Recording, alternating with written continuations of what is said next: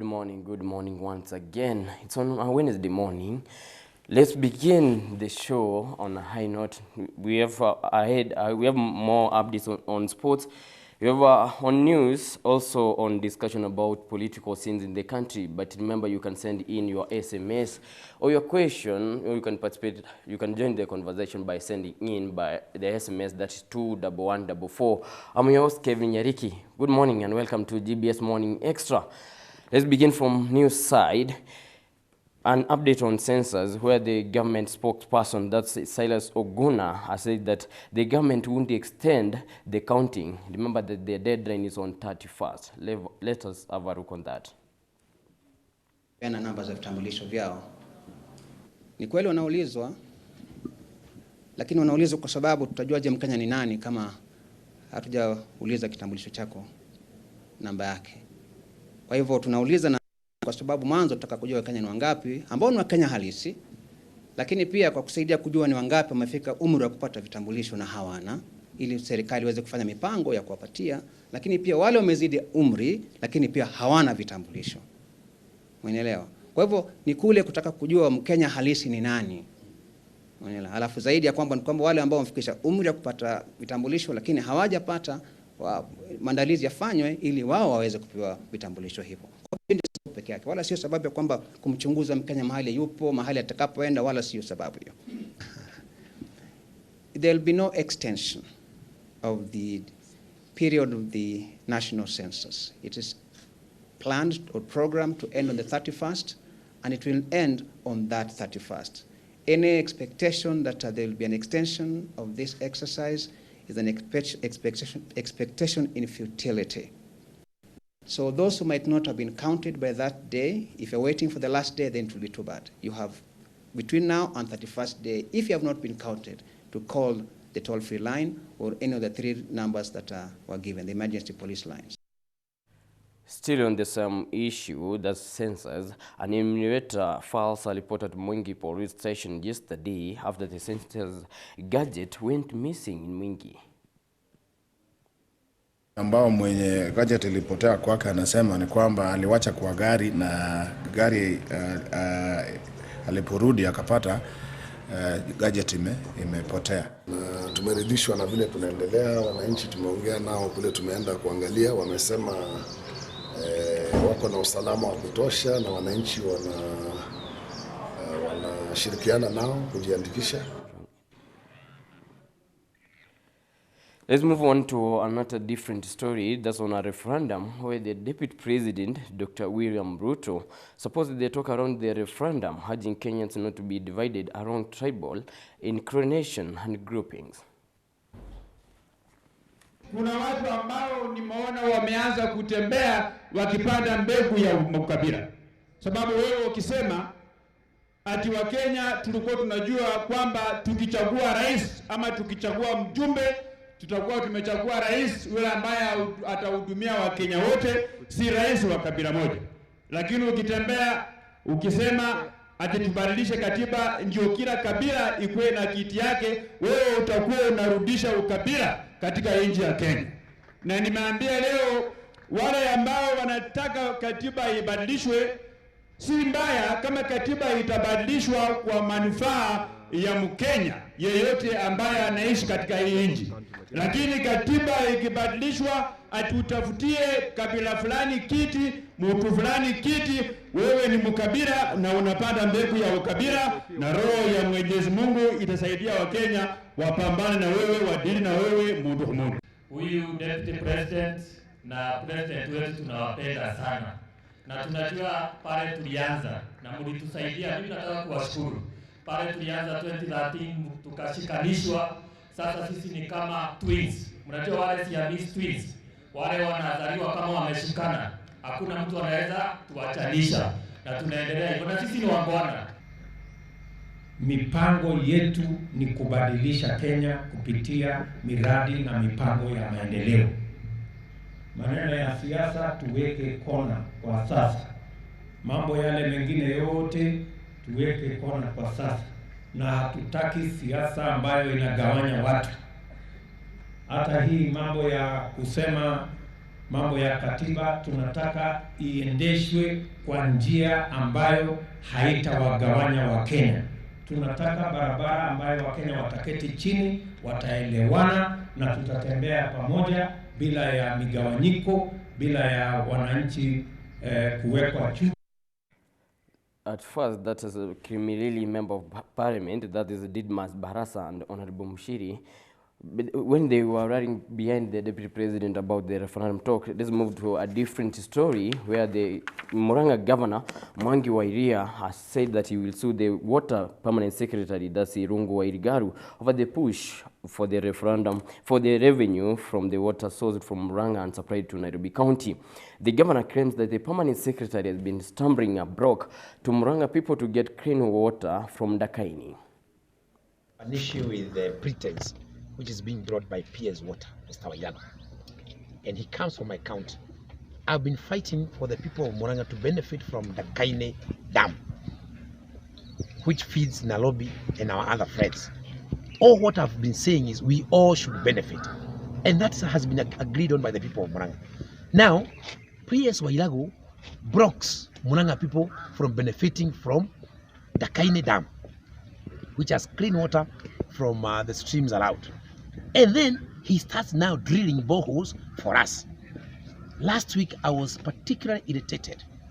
He went to Gatanga, some 4 or 5 kilometers from the dam, and wanted to be celebrated for digging a borehole for a particular village. So you deny the people of Gatanga water from their dam, you come and start drilling boreholes. You see, as if we are Moors, as we are not total human beings to consume the clean water from our streams. We are supposed to take, saline water, salt water from boreholes. A Tigatanga person cannot take water from a dam. As a PS, full PS, insists that they can only take water from boreholes. That's the kind of rubbish which I'm fighting against. And I'm telling him clearly, he'll face me in court. I'm going to court. I want him to tell me why he has blocked Muranga people from benefiting from the Kaine Dam.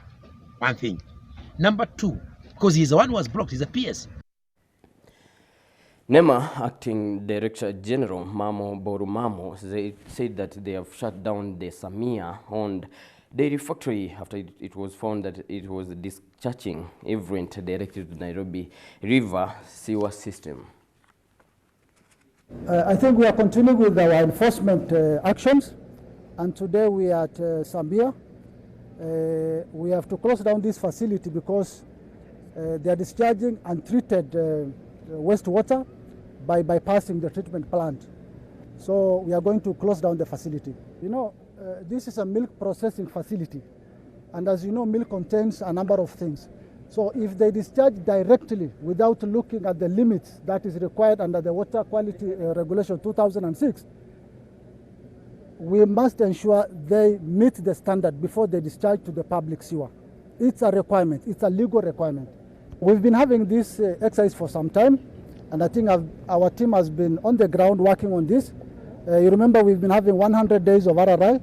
We will continue with this, and I want to put all those facilities that are polluting our rivers on notice that NEMA is not going to stand and wait for you to pollute our rivers. We will continue with this exercise and ensure that our rivers are clean and these facilities are closed.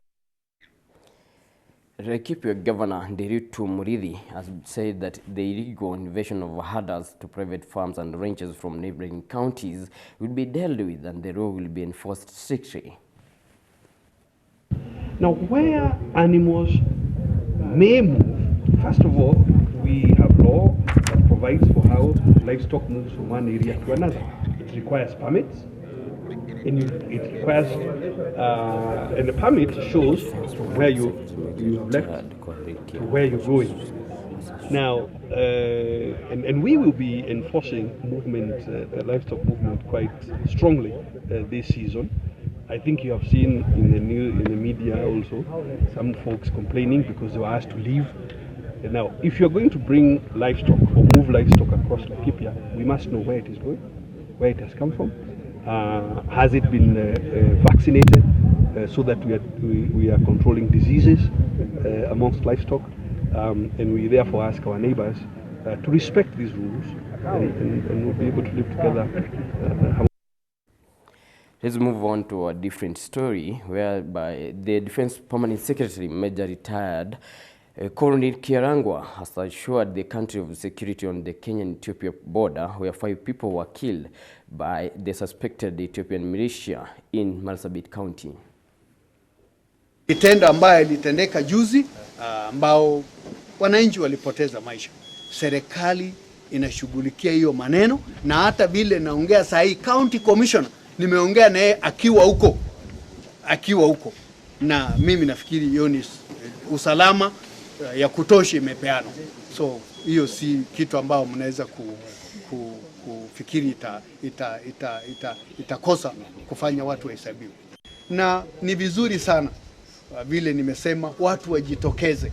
Unaweza kuta saa nyingine nyumbaki inaweza kurukwa mahali, kama unaona umesaulika uko na nafasi, kwa sababu mpaka tarehe 31 wewe sasa utakaa tu kingojea. Sio hata unaweza kueleza chief, unaweza kuelezea sub chief au ward, ueleze kwamba nyumba yangu haijatembelewa, kwa sababu ni muhimu ya wewe kuwa kuhesabiwa.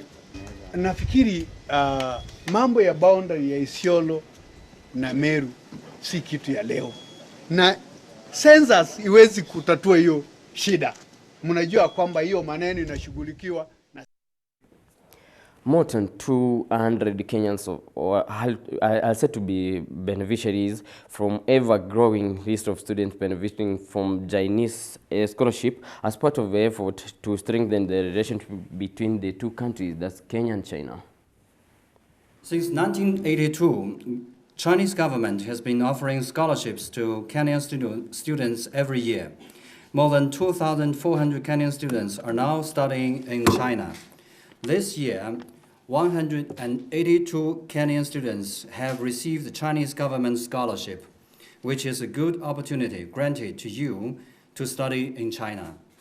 I am sure that you will be performing successfully in your future careers once you complete your studies. This is a big opportunity for you. From the 50 million Kenyans, we have chosen 200. You are going to be Kenya's ambassadors in China. Now, of course, when you go to Beijing or when you go to China, there'll be an ambassador, but this ambassador is extraordinary and plenipotentiary. What does that mean? It means he can sign on behalf of the government of Kenya. So I remind you, I exhort you, I beseech you, I entreat you to be good ambassadors for the people of Kenya and for your country. Director Confucius. Thank you.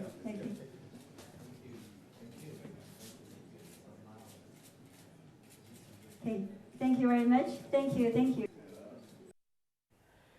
Remember that the G7 summits had been going on, and here are the updates. She chose to do it her way, and that didn't work out so well.